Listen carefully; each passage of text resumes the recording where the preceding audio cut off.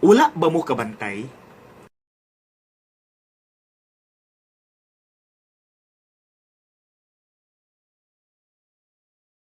Naay pattern.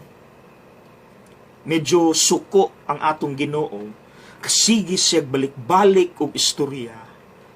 Pagkaalaot ninyong mga Pariseyo, pagkaalaot ninyong mga Pariseyo.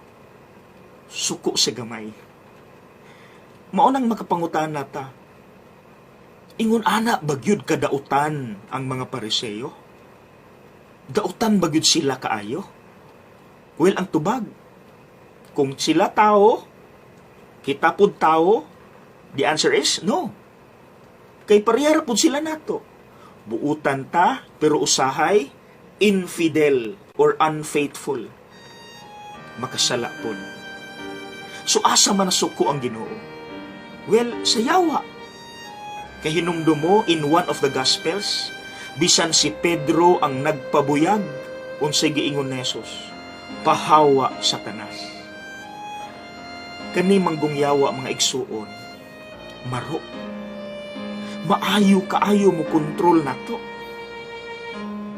Maunang, si Kristo, diya gid siya directed towards the devil. Pahawa Satanas. Because in the first place, ang atong Ginoo Dios, divine mercy na gihapon ang kaluoy, dili na mawala niya.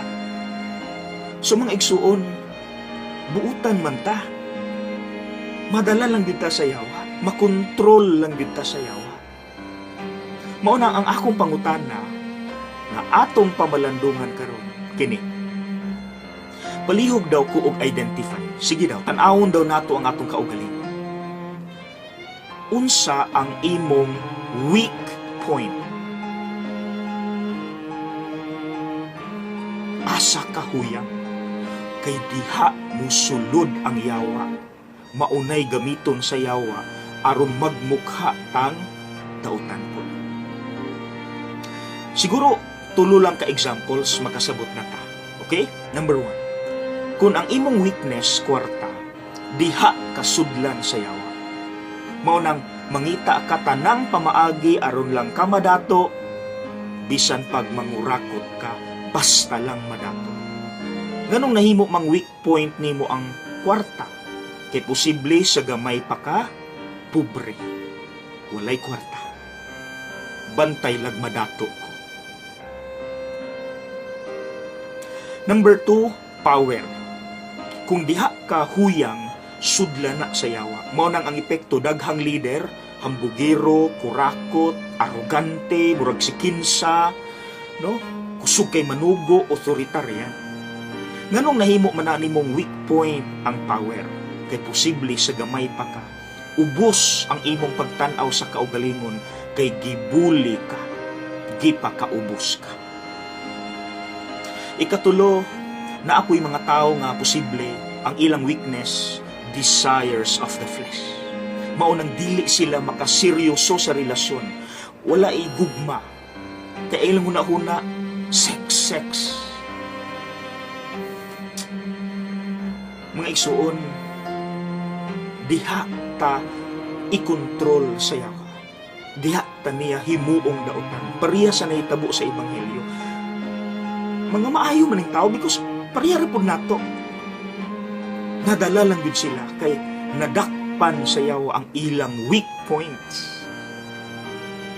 So mga igsuon, baliko na ako ang pangutana. Please let us seriously consider this. Palihog ko tanaw, asa ka huyang? Unsa ang imong weak point? Please identify that. Kay maunay gigamit karon sa yawa aron himuon kang dautan. Sige daw. Mga igsuon nato hinumduman, buutan ta. Kay hinimo ta sa Dios. Nadala lang kita sa yawa kay nasakpan sa yawa ang atong patyanan.